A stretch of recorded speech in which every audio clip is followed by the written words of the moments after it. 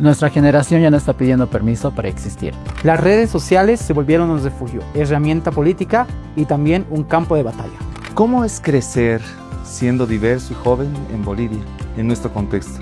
¿Qué ha cambiado en relación a hace algunos años? Los cambios están cada vez más acelerados y vamos a hablar de este tema y otros esta oportunidad con dos queridos invitados. Primero es Caleb Sebo, él es activista de derechos humanos, derechos LGBT y sus ámbitos de trabajo también son la educación y el medio ambiente. Además, es gestor turístico cultural. Bienvenido, Caleb, muchas gracias por acompañarnos. También nos acompaña ahora Jorge Escalante. Él es parte de la directiva del colectivo TLGB Bolivia, es un activista comprometido por los derechos de las diversidades sexuales, además de enlazar estos con la lucha de las agendas de las mujeres. Muchas gracias por estar aquí, esperamos que sea una conversa muy rica a partir de sus experiencias. Orgullo que resiste. Queríamos preguntarles primero, ¿qué podrían ustedes recordar con nosotras de sus primeras experiencias en colegios, ¿no? Primaria, en secundaria, siendo jóvenes diversos? Creo que la educación es muy diferente de la que ahora tenemos. En ese tiempo tal vez era muy exclusivo porque no existía una educación inclusiva, ¿no? Y a pesar de ello, pues hubo mucha discriminación, mucho bullying, mucha violencia, no hubo mucha protección hacia nuestra identidad. Yo estuve en un colegio cristiano, así que fue un poco más complicado para mí. Siento que a pesar de todas las brechas y las dificultades que tuve, busqué información, que es lo que siempre uno creo que hace cuando se siente tal vez con algunos cambios, ¿no? Y empezó ese cambio en mí, esa lucha de que tenía y sentía una orientación, una atracción diferente, sentía gustos diferentes, no me sentía tal vez como los demás de mi clase. Me parece sumamente interesante el tema que mencionaste hace un momento, Jorge, que ante la duda, ante la incertidumbre de sentirse diferente, ¿no? De no tener los mismos gustos, etcétera, digamos que la mayoría en un espacio como el escolar, pues ante el temor de encontrar rechazo del entorno, pues buscamos algo de información. Como dijiste, lo primero que hacemos es buscar información. En ese sentido, ¿qué papel han jugado las redes sociales, el internet, en esta búsqueda, en este indagar, digamos, por la identidad? Creo que la primera red social dentro de Bolivia ha sido la tele, ¿no? Fuera de que también me acuerdo que había había una plataforma que era Messenger y era Hi-Fi el otro, ¿no? Que justamente esas han sido nuestros primeros búsquedas de buscar a gente, ¿no? Y convivir, ¿no?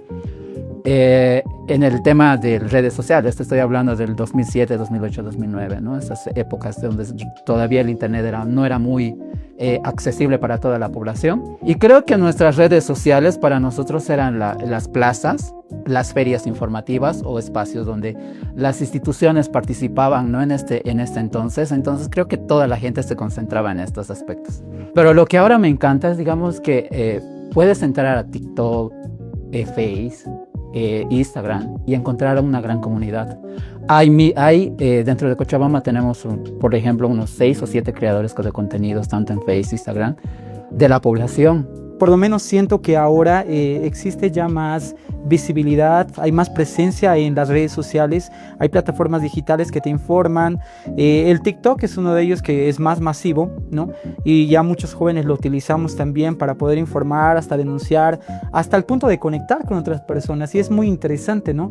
Pero en ese tiempo era difícil encontrar información respecto a nuestra población, porque siento que tal vez como que la lucha estaba más afuera en las calles que en las plataformas digitales, ¿no? Entonces siento que eso ha trascendido ahora con el tiempo, y luego yo me enteré a través de las marchas que realizan acá en la ciudad de La Paz por el 28 de junio, y ahí es donde ya a través de esas marchas conseguí información, ¿no? Ahí fue un punto de referencia de sentirme parte de, ¿no? Era un momento de seguridad, era un momento de conectar con las personas, sentía que realmente sí era alguien, ¿no? Alguien que tenía una identidad. Saben, hay algo muy interesante que lo anotaste tú hace un momento, pero también lo recalcas ahora. Esta diferencia, digamos, entre encontrarse físicamente, ya sea en las marchas o en las plazas, y la diferencia que hay entre o el Messenger de esa época o el TikTok actual, ¿no? En ese sentido, en el uso específicamente, digamos, de estas redes sociales como TikTok u otras, ¿cómo han experimentado y cómo han enfrentado la violencia digital? Siento que las luchas de los jóvenes ahora sí se han ido hacia las plataformas digitales, se podría decir. Porque tal vez muchos jóvenes no tenemos esa fortaleza como nuestros antecesores de salir a las calles frente a una fiscalía y protestar. Capaz no somos muchos de eso, pero sí ahora estamos creando contenido, estamos creando arte, informamos, denunciamos. Bueno, por lo menos en lo personal, yo sí, desde mi experiencia podría decir que tuve en un principio miedo, y creo que nadie debería sentir miedo por demostrarse tal cual es. Nadie debería sentir ese miedo. Y pues en las redes sociales, para mí, cuando yo empecé a utilizar TikTok y de repente me entraba una chispa y decía, pero no hay mucho contenido de mi población. Pero ¿qué pasaría si es que yo lanzo un video, ¿no? Suena algo arriesgado porque obviamente si tú en las mismas marchas, en la misma calle pública no eres aceptado, eres discriminado, violentado, hay mucho discurso de odio, entonces peor en las redes sociales, ¿no? Uno dice, ¿contra qué magnitud, contra qué me puedo chocar, ¿no? Y entonces me atreví, subí algunos contenidos y ya inició el famoso hate, ¿no? De las mismas personas, de personas anónimas, cuentas falsas. Pero a pesar de ello, pues yo sentí libertad, ¿no? Me sentí libre de expresar lo que quería expresar, de dar a conocer en lo que yo creía. Sí hubo mucho disturbio por parte de mi familia, por parte de la iglesia, porque ahí ya se enteraron y era como que te vamos a coartar ahora el derecho de poder tener un cargo en la iglesia, ya no puedes ni hablar, ¿no? Es como que te quitan hasta la voz. Pero dije, no, esto no me va a vencer. Yo creo que mi lucha ahora está empezando a nacer en las redes sociales. Y dije, hay muchas personas que ahí tal vez no pueden decir, pero yo lo voy a decir, ¿no? Y es una ventana de la libertad, así yo lo veo. Yo hace unos 5 o 6 años atrás hice una transmisión desde mi Facebook sobre una condecoración que la Asamblea Departamental de Cochabamba estaba haciendo y reconociendo organizaciones LGBTs justamente antes del 28, ¿no? Entonces yo hice esa transmisión y la hice desde mi página de Facebook personal, y te cuento que terminar de lanzar este video y corté la transmisión. Yo me acuerdo que llegué a mi casa a descansar y al día siguiente había comentarios así y mensajes dentro de mi Facebook feos. Y creo que una de las cosas dentro de la población LGBT y más que todo de los activistas y líderes de la población es el tema también de cuánto no estamos preparados en el tema de la salud mental, ¿no? Y emocional. Creo que es uno de los principales factores que muchos de nosotros debemos trabajar, ¿no? Si bien muchas de estas problemáticas nos han vuelto duros y nos han vuelto más mejores en el trabajo, ¿no? Pero igual, ¿no? Queda enseñar este legado y queda capacitar a los futuros activistas, ¿no? Y en el tema del activismo, creo que, como lo decía Jorge, y eso me encanta, ¿no? Antes nuestros antepasados o los que han luchado por nosotros salían a las calles, ¿no? Iban a hacer huelgas, ¿no? Gracias a todas estas cosas se ha logrado la ley 807, la 045, el artículo 14 de la Constitución Política del Estado. Y en uno de estos aspectos creo que ahora el activismo no solo se refiere a hacer, si vas a una reunión, si vas a una coordinación, sino hay muchos jóvenes que lo hacen desde el arte. Canto, baile, desde la actuación, desde la publicación de redes sociales o desde visibilizarse dentro del espacio que uno hace, ¿no? Y creo que dentro de la población LGBT ese es nuestro potencial, desde ser nosotros mismos desde donde estemos.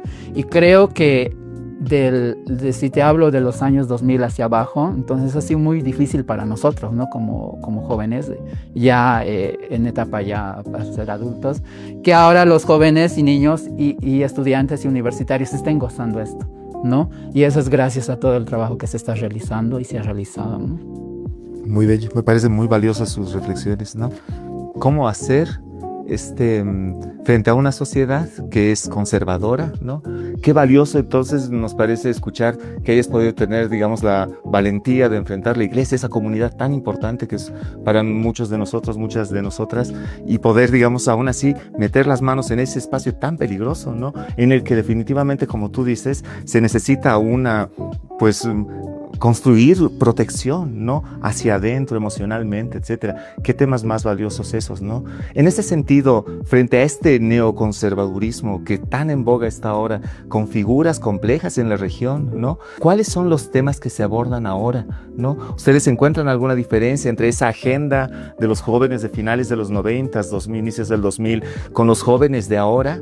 ¿Cuáles son esos temas que están, digamos, provocando la respuesta, el compromiso de los jóvenes ahora? Siento que ser joven y diverso en Bolivia significa vivir pues ante situaciones complicadas, porque hay avances y también hay desafíos.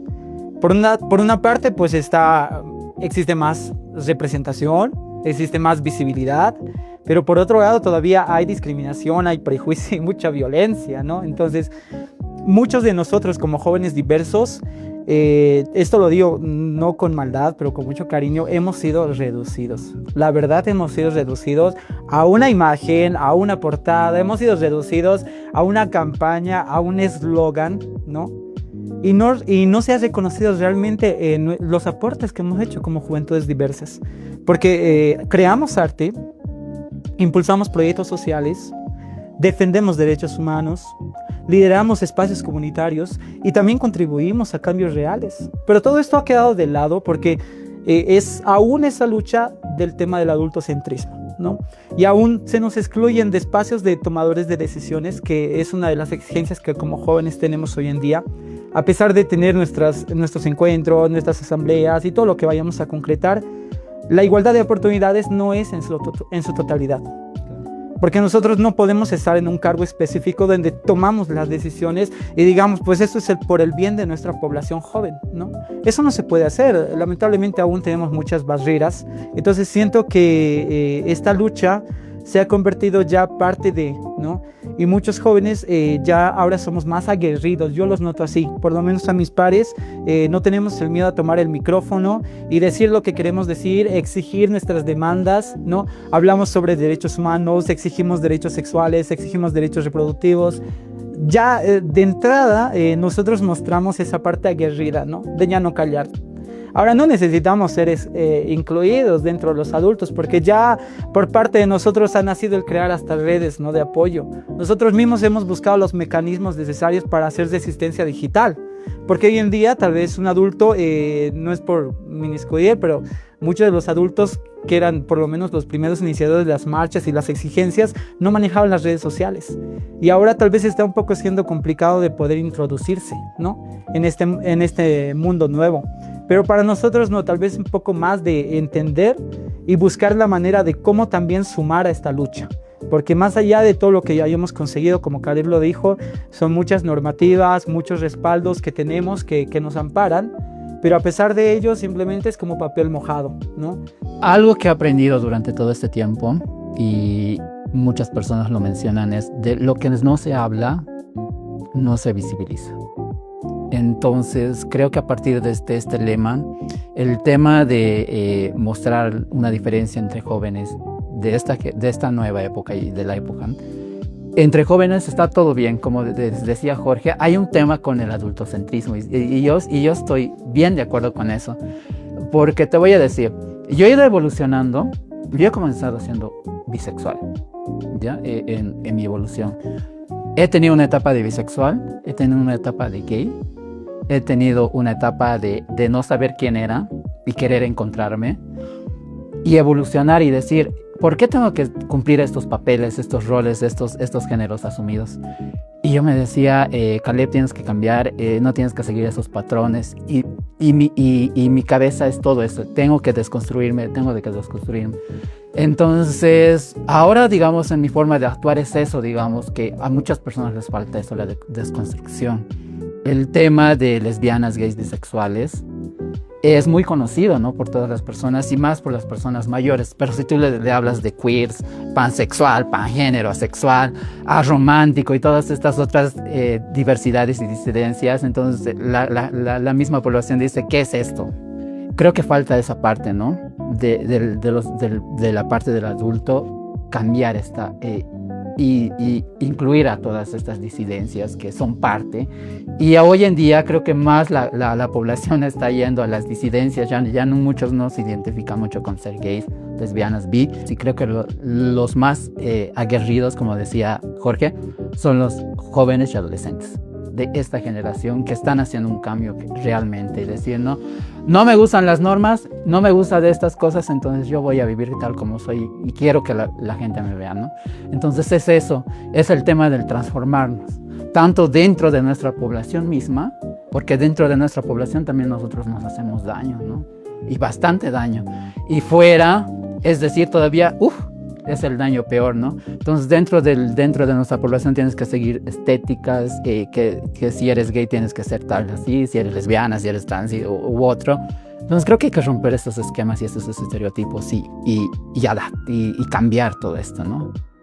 Creo que eso es lo más importante frente a la generación antigua y la generación nueva. Parece que siempre pasa en estas conversas que estamos llevando a cabo, el tema propuesto siempre es excedido, ¿no? Porque no podemos hablar de jóvenes compartimentados y solo el tema de la juventud.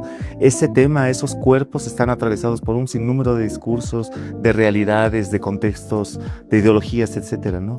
Ya como para ir cerrando la entrevista, agradeciéndoles muchísimo compartir sus experiencias, sus miradas de estas realidades, pues, ¿qué dirían ustedes que desde su generación, desde sus propias luchas, podrían, digamos, orientar o alimentar de alguna manera las luchas actuales, digamos, de adolescentes, ¿no? Sin caer en ese adultocentrismo del que acabamos de alertarnos, ¿no? Simplemente yo hago un llamado a la acción a todos los jóvenes diversos, porque creo que tienen un desafío muy grande cada vez que salen a las calles o cada vez que suben un contenido digital o se suman a alguna lucha. Sé que ustedes tienen un desafío muy grande contra las comunidades, contra sus mismos pares, contra la misma sociedad. Hay un camino muy largo porque ya nuestros antecesores por lo menos dejaron ya algo seguro para nosotros, pero la lucha continúa, ¿no? Hay muchos cambios que tenemos que realizar. Por ejemplo, está ahí la exigencia de políticas inclusivas, el tema de una educación inclusiva libre de violencia, libre de discriminación, ¿no? Entonces nosotros por lo menos sentimos eso de nuestra lucha. Yo aprendí mucho en todo este tiempo. Tuve, como dije en un principio, un privilegio muy grande de tener mentores que me inducieron al tema del liderazgo y fui parte ya de esto, soy parte de esto y creo que mi lucha continúa de aquí para adelante. Poder dejar una semilla en las nuevas juventudes que están ya empezando a trascender y poder guiar también esos caminos como lo hicieron conmigo. Desde el lugar que tú estés, donde te encuentres, donde te desarrolles como persona, donde vivas, creo que de ahí, desde ese espacio, nosotros generamos el cambio. Es necesario adaptarnos, es necesario crecer en ese aspecto, principalmente rodearnos de gente que nos acompañe en este proceso. Siempre busquen a personas que influyan dentro de su vida, que nutran esas cosas que ustedes siempre que tienen dentro de cada persona, y lo más importante es que nunca caigan frente a estas situaciones, ¿no? No es necesario pertenecer a una organización, institución u otro, ¿no? Podemos hacer el cambio desde el lugar donde estemos, como ya lo dije anteriormente. Muchas gracias, Caleb. Parece que cada generación se encarga de reinventar su política, su mirada de la sociedad, su mirada de la realidad que necesita en ese momento, ¿no? Se reinventa en estos discursos. En ese sentido, estamos escuchando. Muchas gracias, Jorge, gracias, Caleb, por acompañarnos aquí con su experiencia y sabiduría. Estamos intuyendo cómo las juventudes van construyendo, van imaginando un país diferente, ¿no? Con horizontes distintos, sin patriarcado, sin racismo, sin discriminación, sin opresiones, sin explotaciones, un mundo, digamos, post-patriarcal, post-capitalista, y eso nos llena de esperanza, ¿no? De esperanza. Muchas gracias por compartirnos sus experiencias y su sabiduría, queridos Jorge y Caleb. Muchas gracias a ustedes por acompañarnos en este nuevo episodio de nuestro podcast, y les invitamos a, pues, reflexionar con nosotros y nosotras cuán plurales y diversas somos.